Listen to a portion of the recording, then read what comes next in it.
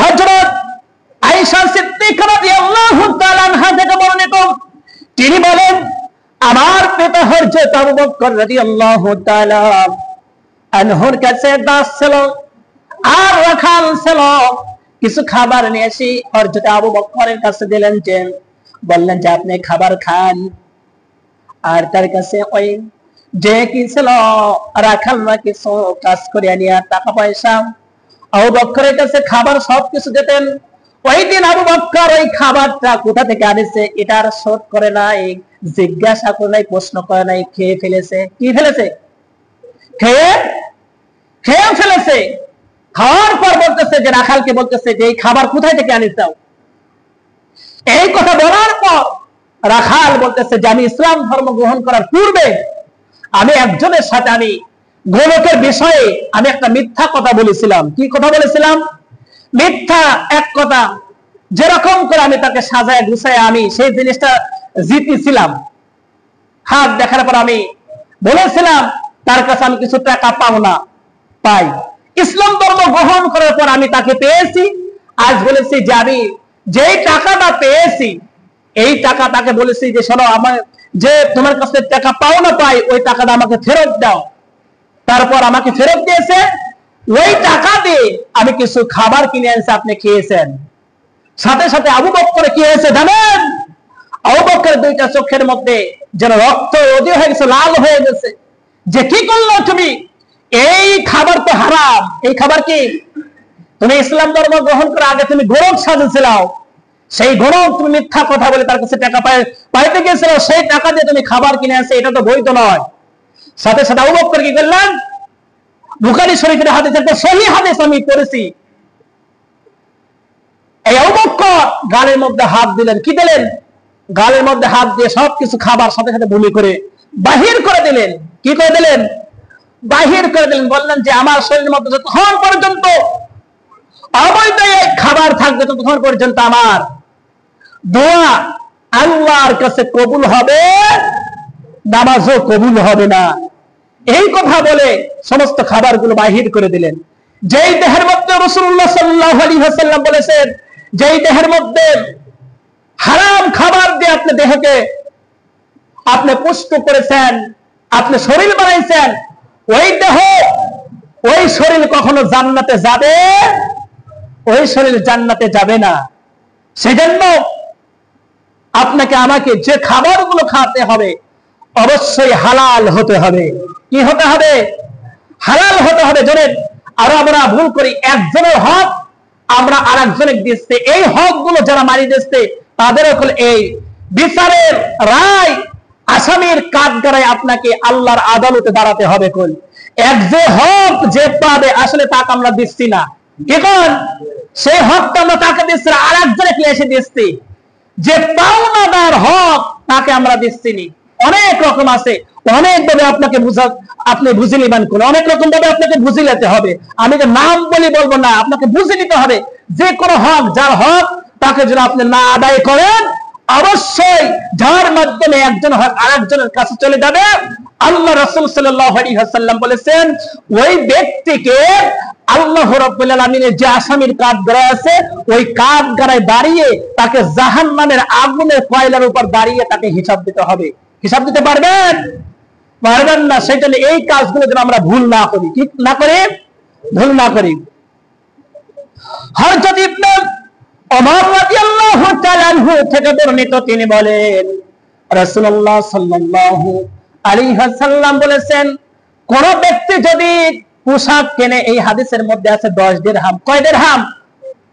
10 দিরহাম দিয়ে পোশাক কেনে নাই। আগে 10 দিরহামে অনেক দাম ছিল। কি কন?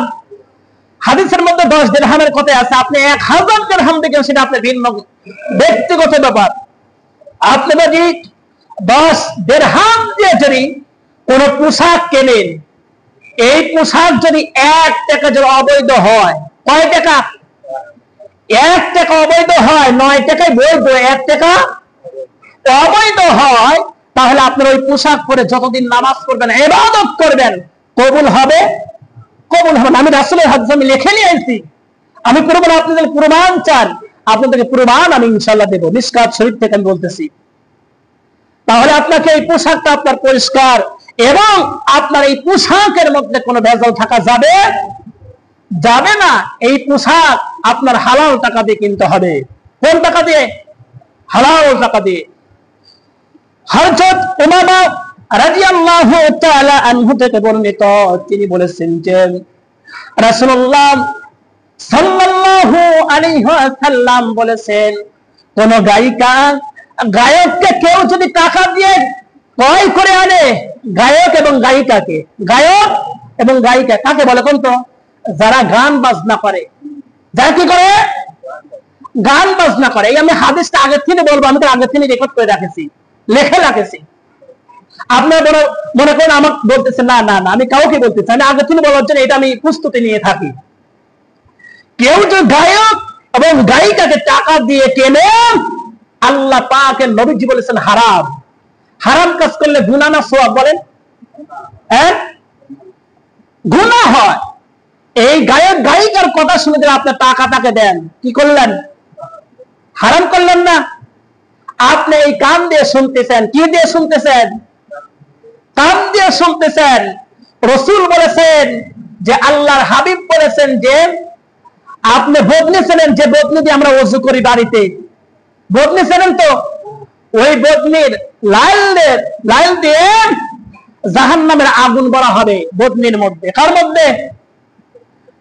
জাহান্নামের আগুন এক ধরনের তরল বিষাক্ত জাহান্নামের আগুনের পানি বলা হবে।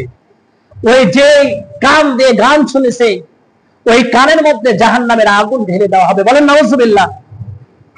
এটা কি সুখের সংবাদ? এটা তো দুঃখের সংবাদ। এটা আফসোস হয় আপনাদের প্রতি। আর যে চক্ষু দিয়ে আপনি গান বাজনা আপনি দেখতেছেন, নাচ গান দেখতেছেন, আপনাকে আল্লাহ পাক যে চক্ষু দিয়েছে, এই চোখ দিয়ে আপনার নিয়ামত, আল্লাহর শুকর আদায় করার দরকার। আল্লাহ এত সুন্দর চক্ষু দিয়ে অনেক মানুষের চোখ অন্ধ, কি কোন অন্ধ নাই? আমাকে দিয়েছে আল্লাহর শুকর আদায় করা। এই চোখ দিয়ে আপনার দেখার দরকার ছিল কোরআনে কারীম, কি কোন হাদিস শরীফ দেখার দরকার ছিল। আমরা কি করতেছি? আমরা যদি এই কাজগুলো করে, অবশ্যই আপনাকে আমাকে এই জাহান্নামের আগুন দিয়ে আমাকে সেক দেওয়া হবে। শুধু সেক দেওয়া, প্যাকেট করা হবে। দেখেন রাসূল বলেছেন আল্লাহ কি বলে, রাসূল বলেছেন আল্লাহ কি বলে, কি বল? আল্লাহ পাক বলতেছেন وَمِنَ النَّاسِ مَن يَشْتَرِي لَهْوَ الْحَدِيثِ لِيُضِلَّ عَن سَبِيلِ اللَّهِ بِغَيْرِ عِلْمٍ وَيَتَّخِذَهَا هُزُوًا أُولَئِكَ لَهُمْ عَذَابٌ مُهِينٌ। বলেন সুবহানাল্লাহ। যে ব্যক্তি আল্লাহর কথা বন্ধ করে, কিসের কথা? আল্লাহর কথা বন্ধ করতে চায়, আল্লাহর রাস্তা থেকে তাকে সরায়া দিতে চায়। খারাপ পথে আসো। কোন পথে আসো? খারাপ পথে। আল্লাহর কথা বলতেছে আমি, তোমরা এই কথা, আল্লাহর কথা বলা যাবে না, রাসূলের কথা বলা যাবে না, সঠিক পথ তোমরা মানুষকে বলো না। এই পথ থেকে কাউকে সরাই ঠাট্টা বিদ্রুপ। দেখছো মস্তান হয়ে গেছে, কি বলতেছে না বলতেছে, এবং ঠাট্টা বিদ্রুপ করে না? ঠাট্টা বিদ্রুপ যারা করবে, হাসি তামাশা করবে, আল্লাহ পাক বলতেছে উলাইকা লাহুম আযাবুম মুহিন। ওই সব লোকদেরকে আল্লাহ পাক দুনিয়ায় তাদের জন্য লাঞ্ছনাদায়ক শাস্তি রয়েছে। কি দায়ক শাস্তি? লাঞ্ছনাদায়ক শাস্তি রয়েছে। কবরে হাসরে বাদ দিলাম, ওখানে তো আছেই। দুনিয়ার মানুষ এখন সবাই হয়তো দেখতেছে না। দেখেন এখন আপনার যদি কোন রকম বেকায়দা হয়, এই গ্রামের লোক দেখতেছেন, এই পাবনা জেলার লোক দেখতেছেন, যখন আপনি লাঞ্ছিত হবেন, গঞ্জনা আপনি যখন হবেন, পৃথিবীর সমস্ত মানুষ বাবা আদম থেকে একবার কিয়ামত পর্যন্ত যত কোটি কোটি মিলিয়ন মানুষ উঠবে, সব দেখবে। সেদিন কি করবেন বলেন? কি কথা বুঝাতে পারিছে আমি? এখন আপনি লাঞ্ছিত হচ্ছেন, এখন কিছু মানুষ দেখতেছে। আর কিয়ামতের ময়দানে লাঞ্ছিত শাস্তি দেওয়া হবে জাহান্নামের শিকল দ্বারা আপনার গলায় বাঁধিয়ে টেনে নিয়ে যাওয়া হবে সমস্ত মানুষের সামনে দিয়ে। সেই দিন কি হবে বলেন? সেই দিন কি অবস্থা হবে আপনি আমার? সেজন্য আপনাদেরকে বলতেছি যে এই চোখ দিয়েছে আপনাকে কোরআন দেখার জন্য, ভালো আল্লাহ পাকের সৃষ্টি দেখার জন্য, তার শুকর আদায় করার জন্য।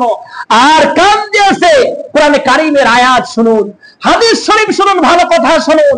এই কথাগুলো শুনে শুনে আপনি দিলের মধ্যে ফেলতেন, তাহলে এই কান আপনার পক্ষে সাক্ষী দিবে। বলেন সুবহানাল্লাহ।